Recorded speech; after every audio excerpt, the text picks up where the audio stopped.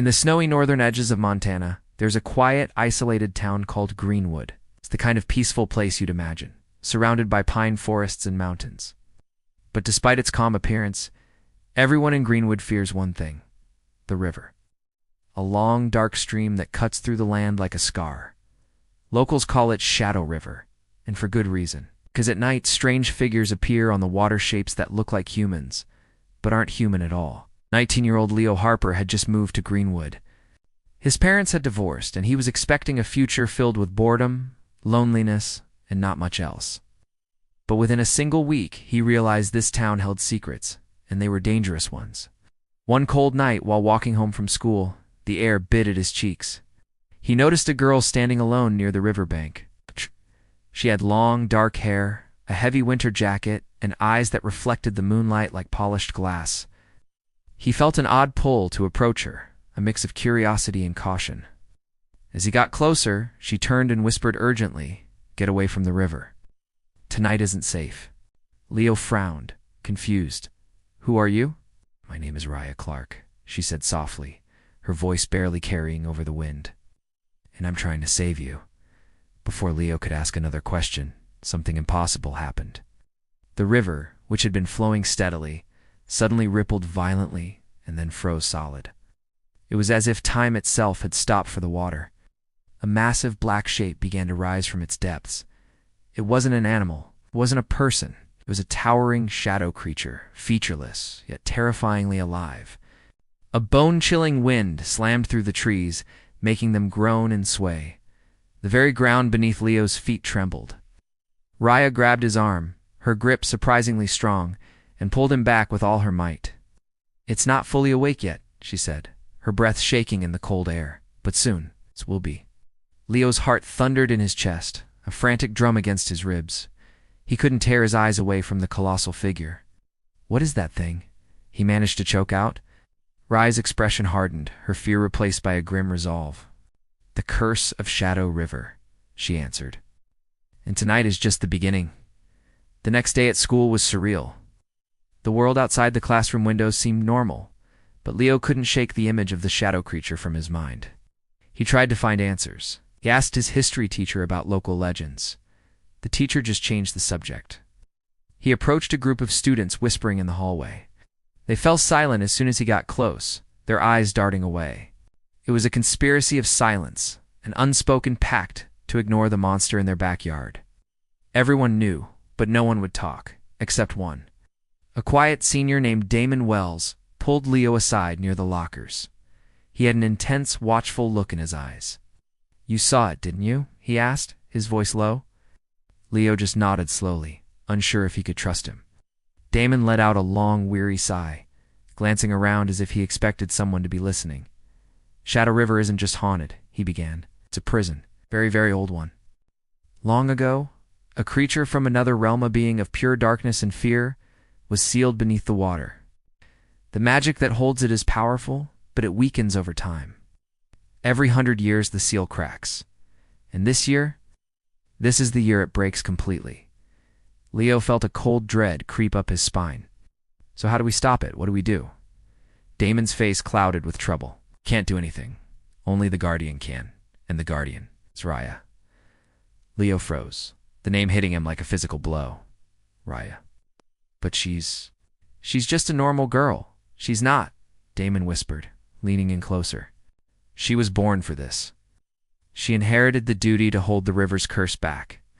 Her family line, the Clarks, they've been the guardians for centuries.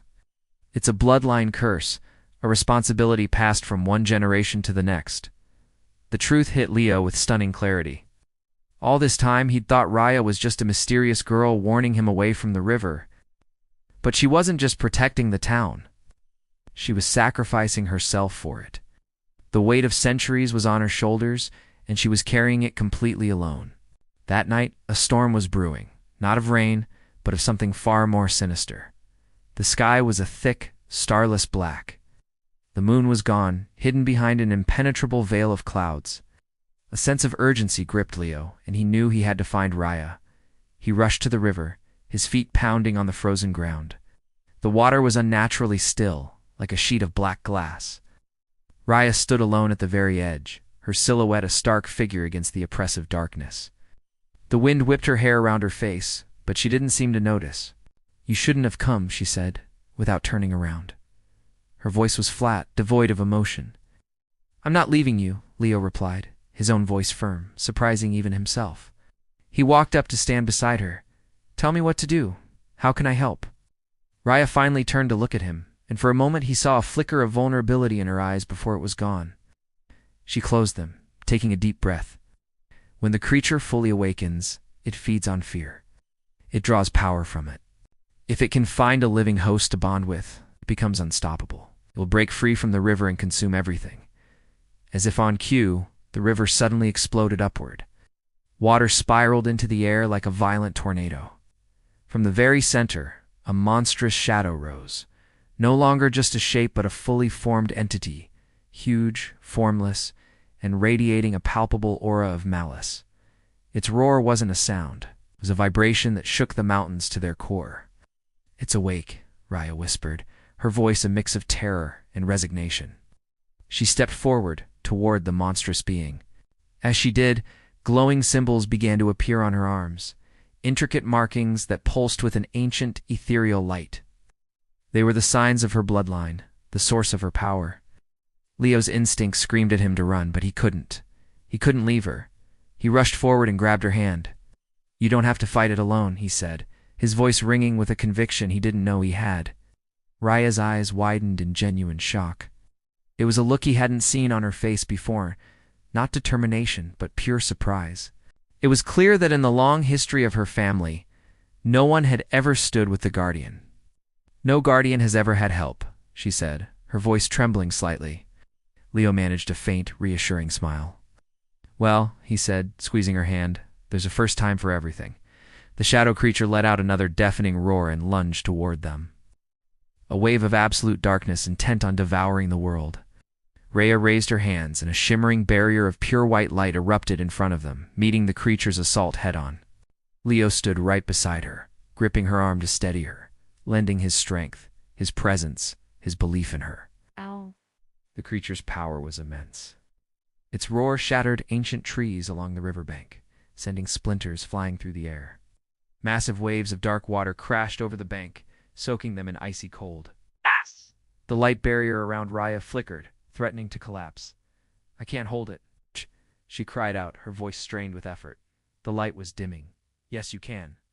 Leo yelled over the chaos, pouring all of his hope into his words. "You're not alone. I'm with you."